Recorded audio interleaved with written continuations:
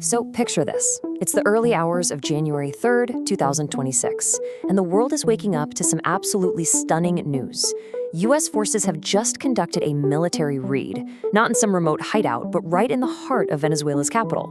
Okay, let's dive into what happened and what this really means for the future of, well, everything. And then comes this statement from the U.S. president. I mean, just let that sink in. We are going to run the country. This wasn't just a law enforcement action. This was a declaration.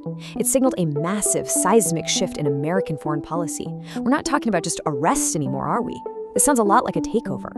So let's be absolutely crystal clear on what went down. In a lightning-fast overnight strike, U.S. special operators went into a sovereign nation, and they grabbed its sitting head of state. An action like this, against the leader who's in power, it's something you just don't see in the modern world. It's almost unheard of. So the big question is, how on earth did they pull this off? Let's get into the nitty-gritty of the military operation itself. Okay, the details here are just wild. The mission was called Operation Absolute Resolution. And believe me, this was no small-scale thing. It involved every single branch of the U.S. military. And get this, over 150 aircraft. That is a massive coordinated effort. Turns out it was all based on months of quiet intelligence gathering. And even though Venezuelan forces were ready for a fight, they were, and I'm quoting here, completely overcome and neutralized very quickly. And the most critical part, 0 American casualties.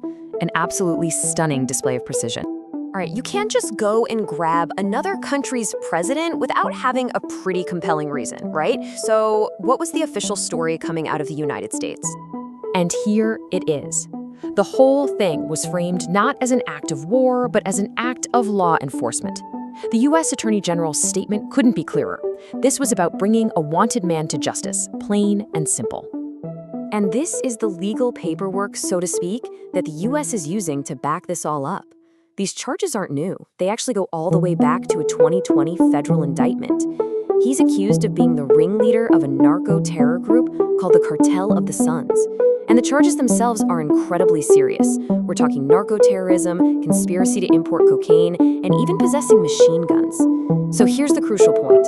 From the official U.S. perspective, Maduro isn't a president. He's an alleged international drug kingpin. Yeah, as you can probably guess, the rest of the world didn't necessarily buy that justification. So let's take a look at how this unilateral action actually landed across the globe. The international reaction was, well, immediate and all over the place. You can see right here, across Latin America, it was just widespread condemnation. They called it a flagrant violation of international law. No surprise, America's big rivals, Russia and China, were on the same page, calling it armed aggression and a blatant use of force. But then, look at the European Union. See how they're playing it safe? Much more cautious. They stop short of any real criticism and just call for a peaceful and democratic transition. And if you really want to understand the depth of feeling, especially in that part of the world, you just have to read this quote from Brazil's president. For Latin America, this wasn't just about Venezuela. It was a painful reminder of a long history of U.S. intervention, and as he puts it, it sets a dangerous precedent. And you know, this deep divide wasn't just an international thing. Nope. Back home in the United States, the reaction was just as polarized, splitting right down the middle, along party lines. It's almost like they were watching two completely different events. On one side, you had Republicans who were celebrating the whole thing. They saw it as the U.S. finally having the courage to enforce its own laws against a dangerous narco-terror organization. But on the other side, Democrats were absolutely horrified. They called it an illegal act, a violation of Venezuela's sovereignty, and warned it could drag the U.S. into another war. The real heart of their argument?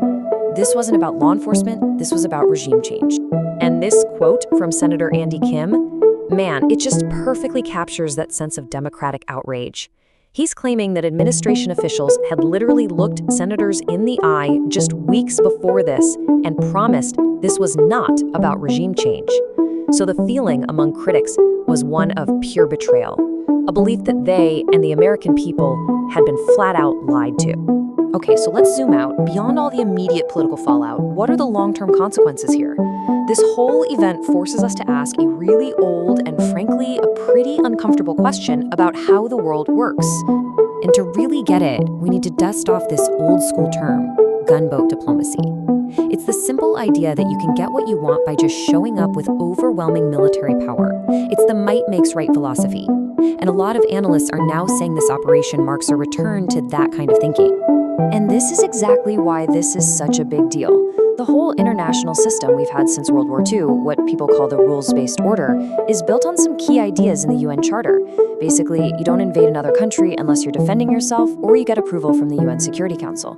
The US did neither, and critics are worried that this just shatters that norm. It creates a brand new precedent where any powerful country can just decide to enforce its will in its own sphere of influence. Which leaves us right here with this absolutely chilling final question. If the United States can use a domestic criminal indictment to justify capturing the leader of another country, what's to stop other world powers from doing the exact same thing? It's a question that could redefine the rules of the game, and it's something the entire world is now going to have to grapple with.